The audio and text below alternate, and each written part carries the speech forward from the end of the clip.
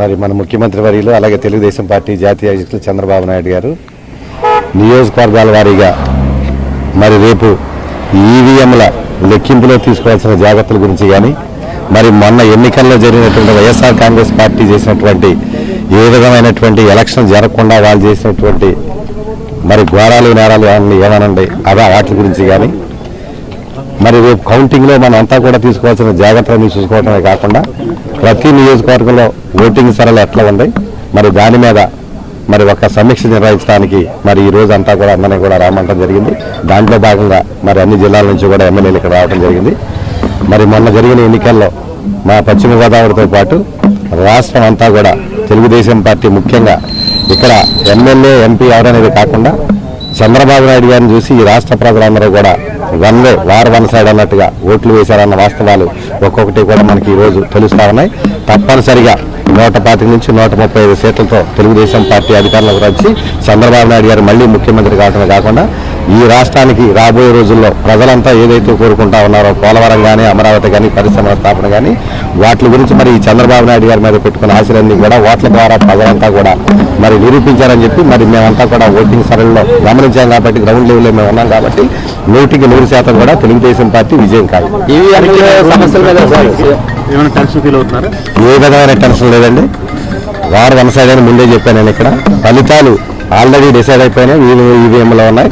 ఎవరికి తెలుగుదేశం పార్టీ ఎమ్మెల్యేలకు కానీ ఎవరికి కూడా ఎంత టెన్షన్ కూడా లేదు. అప్పుడు మనకు ఫస్ట్ ఫేజ్లో మనకు జరగటం వల్ల కాలం అంత కొంత ఒక నెలకి వెళ్ళింది తప్ప ఎవరికి ఏ విధమైన టెన్షన్ లేదు. బ్రహ్మాండంగా ఉన్న తెలుగుదేశం పార్టీ విజయం ఖాయం.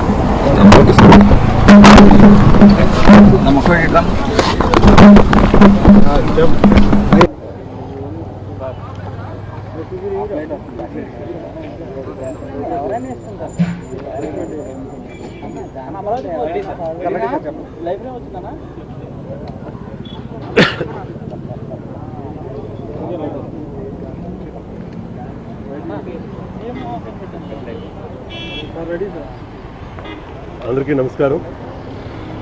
ఈరోజు ఆంధ్రప్రదేశ్ ముఖ్యమంత్రి వర్యులు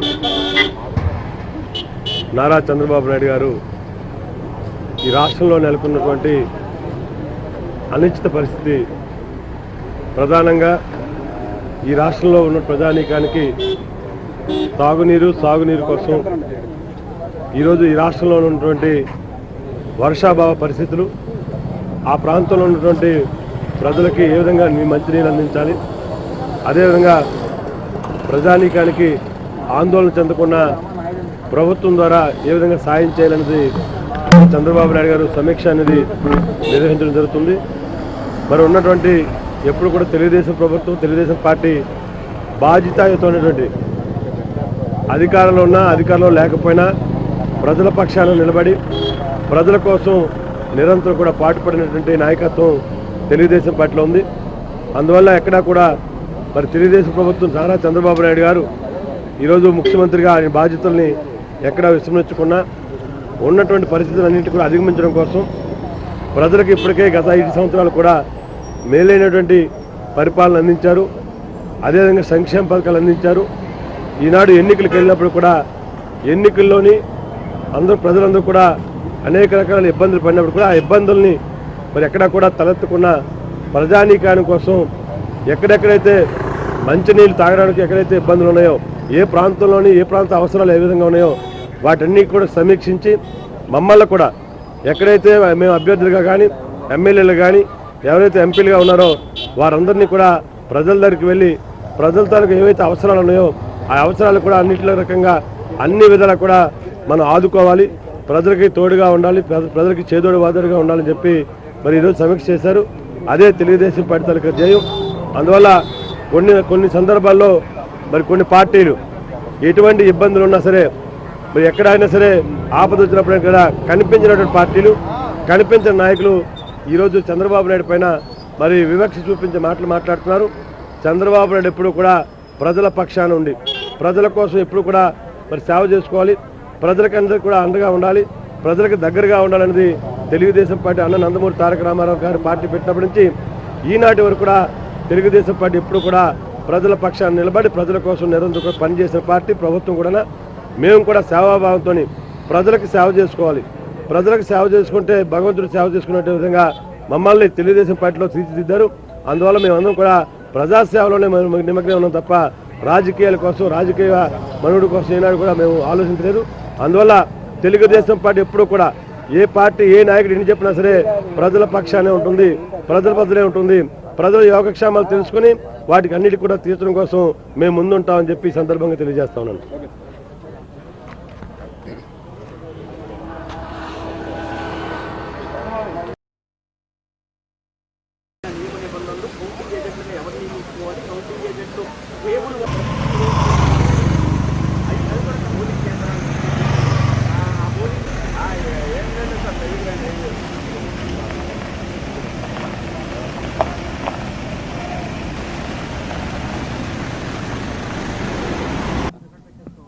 మరి మన ముఖ్యమంత్రి వర్యులు అలాగే తెలుగుదేశం పార్టీ జాతీయ అధ్యక్షులు చంద్రబాబు నాయుడు గారు నియోజకవర్గాల వారీగా మరి రేపు ఈవీఎంల లెక్కింపులో తీసుకోవాల్సిన జాగ్రత్తల గురించి కానీ, మరి మొన్న ఎన్నికల్లో జరిగినటువంటి వైఎస్ఆర్ కాంగ్రెస్ పార్టీ చేసినటువంటి ఏ విధమైనటువంటి ఎలక్షన్ జరగకుండా వాళ్ళు చేసినటువంటి మరి ఘోరాలు నేరాలు ఏమనండి అవి వాటి గురించి కానీ, మరి రేపు కౌంటింగ్లో మన అంతా కూడా తీసుకోవాల్సిన జాగ్రత్తలన్నీ చూసుకోవడమే కాకుండా ప్రతి నియోజకవర్గంలో ఓటింగ్ సరళి ఎట్లా ఉంది మరి దాని మీద మరి ఒక సమీక్ష నిర్వహించడానికి మరి ఈ రోజు అంతా కూడా అందరినీ కూడా రామంటం జరిగింది. దాంట్లో భాగంగా మరి అన్ని జిల్లాల నుంచి కూడా ఎమ్మెల్యేలు ఇక్కడ రావడం జరిగింది. మరి మొన్న జరిగిన ఎన్నికల్లో మా పశ్చిమ గోదావరితో పాటు రాష్ట్రం అంతా కూడా తెలుగుదేశం పార్టీ ముఖ్యంగా ఇక్కడ ఎమ్మెల్యే ఎంపీ ఎవరనేది కాకుండా చంద్రబాబు నాయుడు గారిని చూసి ఈ రాష్ట్ర ప్రజలందరూ కూడా one way war one side అన్నట్టుగా ఓట్లు వేశారన్న వాస్తవాలు ఒక్కొక్కటి కూడా మనకి ఈరోజు తెలుస్తూ ఉన్నాయి. తప్పనిసరిగా 125 నుంచి 135 సీట్లతో తెలుగుదేశం పార్టీ అధికారంలోకి వచ్చి చంద్రబాబు నాయుడు గారు మళ్ళీ ముఖ్యమంత్రి కావడమే కాకుండా ఈ రాష్ట్రానికి రాబోయే రోజుల్లో ప్రజలంతా ఏదైతే కోరుకుంటా ఉన్నారో పోలవరం కానీ, అమరావతి కానీ, పరిశ్రమల స్థాపన కానీ వాటి గురించి మరి ఈ చంద్రబాబు నాయుడు గారి మీద పెట్టుకున్న ఆశలన్నీ కూడా ఓట్ల ద్వారా ప్రజలంతా కూడా మరి నిరూపించారని చెప్పి మరి మేమంతా కూడా ఓటింగ్ సరళిలో గమనించాం కాబట్టి గ్రౌండ్ లెవెల్లో మేము ఉన్నాం కాబట్టి 100% కూడా తెలుగుదేశం పార్టీ విజయం ఖాయం. ఏ విధమైన టెన్షన్ లేదండి. వార్ వన్ సైడ్ అని ముందే చెప్పాను నేను. ఇక్కడ ఫలితాలు ఆల్రెడీ డిసైడ్ అయిపోయినాయి, ఈవీఎంలో ఉన్నాయి. ఎవరికి తెలుగుదేశం పార్టీ ఎమ్మెల్యేలకు కానీ ఎవరికి కూడా ఎంత టెన్షన్ కూడా లేదు.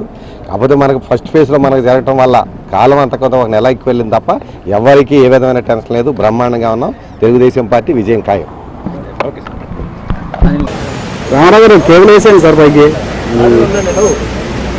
ఎమ్మెల్యేకి మాట్లాడతారంట.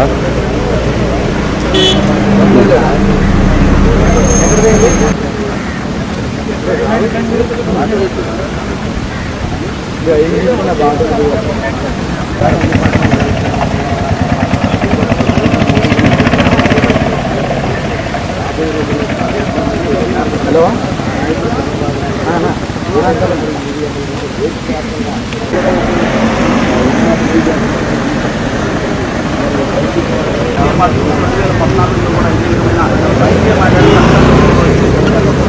అదే ప్రయత్నాలు పునరావృతం అవుతున్నాయని కూడా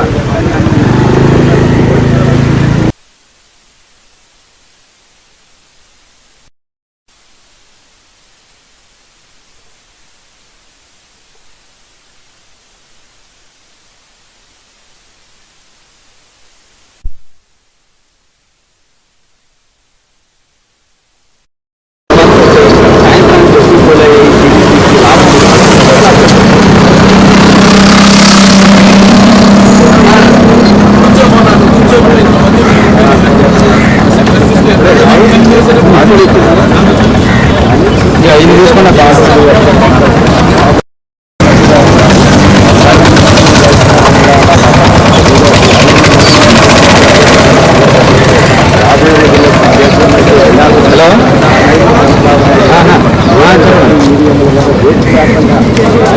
దిగేసేస్తున్నా ప్రజావేదిక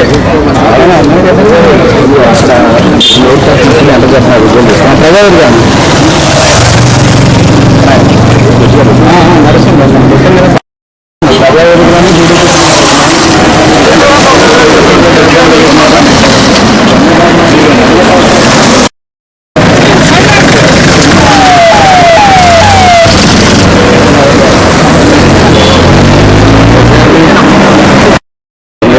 ముఖ్యంగా పోలింగ్ సమయంలో ఎటువంటి ప్రభావం కన్నా వేరే మీరు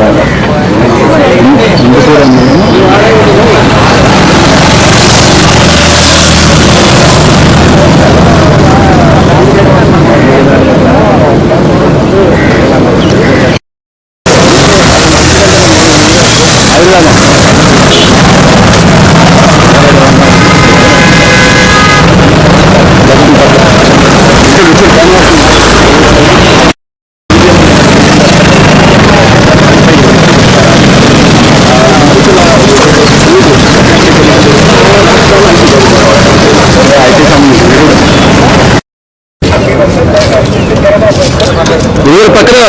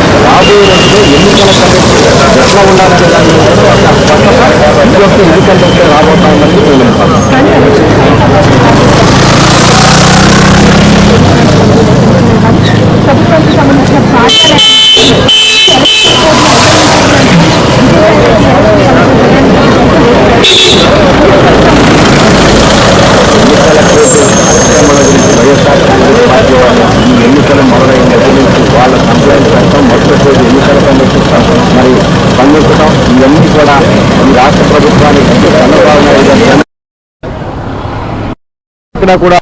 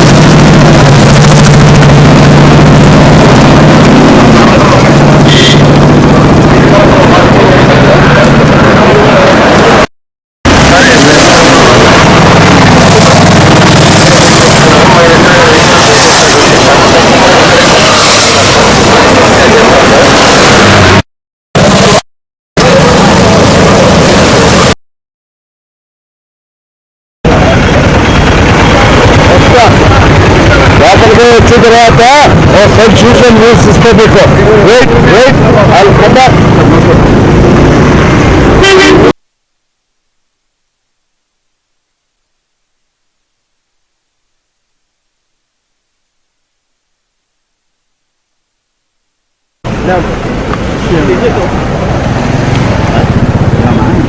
పట్టద్దంటారు మీటింగ్స్ దాని మీద రియాక్ట్ అవుతారా నేను హైదరాబాద్లో బాగా వచ్చింది సార్ బాగా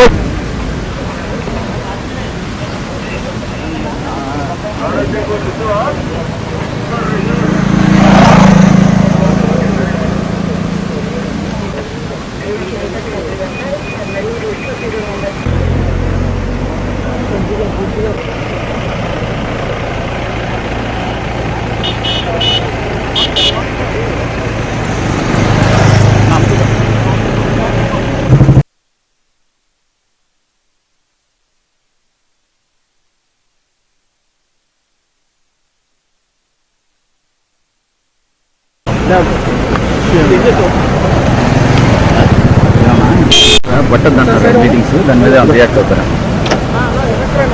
నేను హైదరాబాద్లో బాగా వచ్చింది సార్ బాగా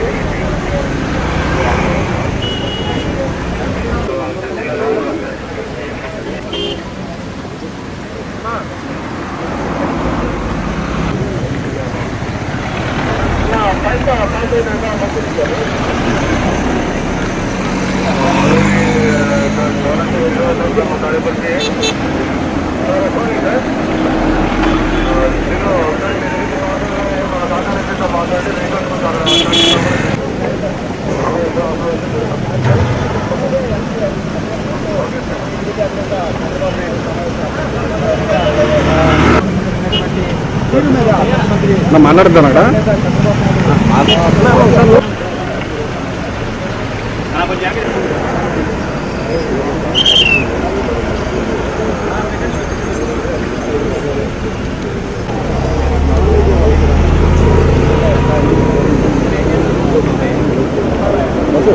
సైడ్గా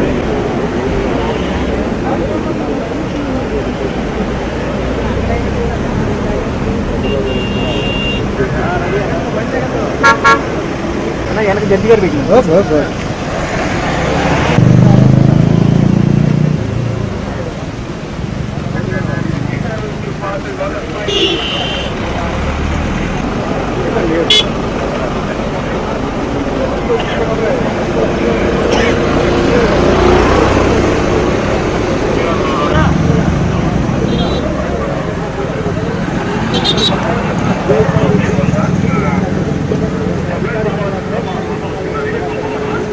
చెప్తే మనం అంటే ఇదే అనుకునే ఈరోజు సమావేశం పెట్టారు అని చెప్పి రామనాయుడు అయితే ఇక్కడ టీడీపీ అంశం మీద అని అంశంతో పాటుగా కౌంటింగ్ రోజు ఏ విధంగా జాగ్రత్తలు తీసుకోవాల్సిన పాటుగా రాష్ట్రంలో ఉన్నటువంటి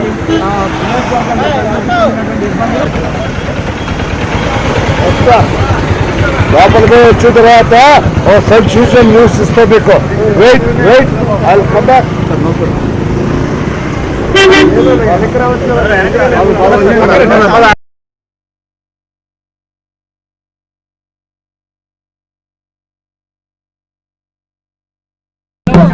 ఏమవుతుంది జయసారెడ్డి ఏదైతే రాశాడో తప్పుడు లేదు. ఎందుకంటే సీఎం ఇదంతా సీఎం రెసిడెన్స్ సంబంధించినటువంటి ఏరియా. సీఎం రెసిడెన్స్ ఏరియాలో ఎమ్మెల్యేస్ కానీ క్యాండిడేట్స్ కానీ పార్టీ మీటింగ్ పెట్టుకోవడం సీఎం ఎక్కడుంటే అక్కడ సెక్రటరియట్లో పెడితే తప్పు అవుతుంది తప్ప సీఎం రెసిడెన్స్ అటాచ్డ్ అనేటువంటిది ప్రజావేదిక పొలిటికల్ మీటింగ్స్ కూడా పెట్టుకోవడానికి తప్పలేదు. అంటే సీఎం ఎక్కడుంటే అక్కడ మీటింగ్ పెట్టుకుంటారు సీఎం రెసిడెన్స్ కాబట్టి దాన్ని తప్పట్టడం అనేటువంటిది అవగాహన నాకు. ఏంటి సార్ ఎజెండా ఏంటి సార్ ఈరోజు మీటింగ్? ఈరోజు రివ్యూ ఆఫ్ ఎలక్షన్స్.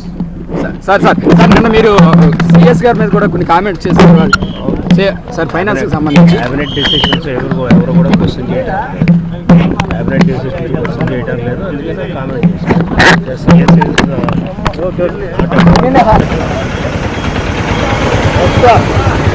లోపలికి వచ్చిన తర్వాత సైడ్ చూసిన న్యూస్ ఇస్తే మీకు వెయిట్ ఐ కమ్ బ్యాక్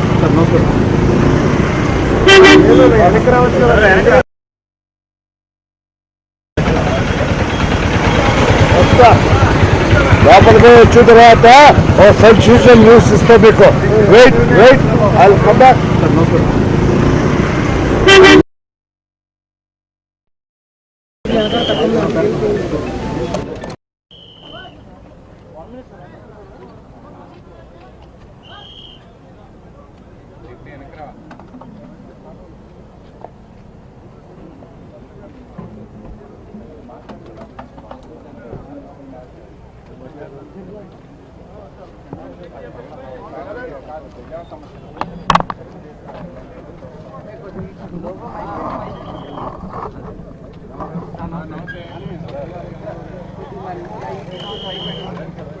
పైకి వెళ్తారా? అది పడిపోతుంది.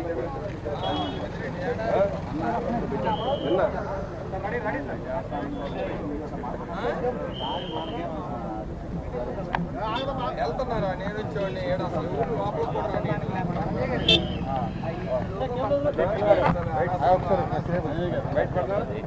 కలితే అన్ని కలుపుకోవాలి ఒక్కళ్ళకే.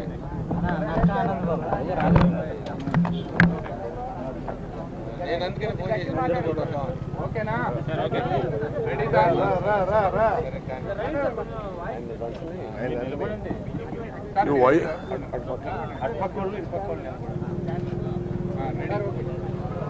వైఎస్ఆర్సీపీ నాయకులు పగటి కళ్ళగా అంటా ఉన్నారు.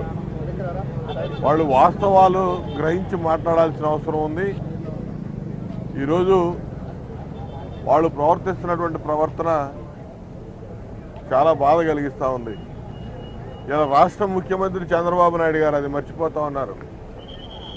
కేంద్రంలో నరేంద్ర మోడీ రివ్యూలు చేస్తే తప్పులేదు, పక్క రాష్ట్రంలో కేసీఆర్ వాళ్ళ మంత్రులు రివ్యూలు చేస్తే తప్పులేదు. ఇక్కడ ముఖ్యమంత్రి చంద్రబాబు నాయుడు గారు ప్రజా సమస్యల మీద రివ్యూలు చేస్తే తప్పుపడతా ఈసీకి వీళ్ళు కంప్లైంట్స్ చేయడం అనేది చాలా విడ్డూరంగా కనపడతా ఉంది. ప్రజలు గమనిస్తూ ఉన్నారు. 5 సంవత్సరాలకు ఇచ్చిన మ్యాండేట్ జూన్ 1st వీక్ దాకా మాకు టైం ఉంది. ఇవాళ నిన్నటిదాకా రోజులు లెక్క పెడతా వచ్చాడు జగన్మోహన్ రెడ్డి. 10 రోజుల్లో ముఖ్యమంత్రి, 9 రోజుల్లో ముఖ్యమంత్రి, 8 రోజుల్లో ముఖ్యమంత్రి అని.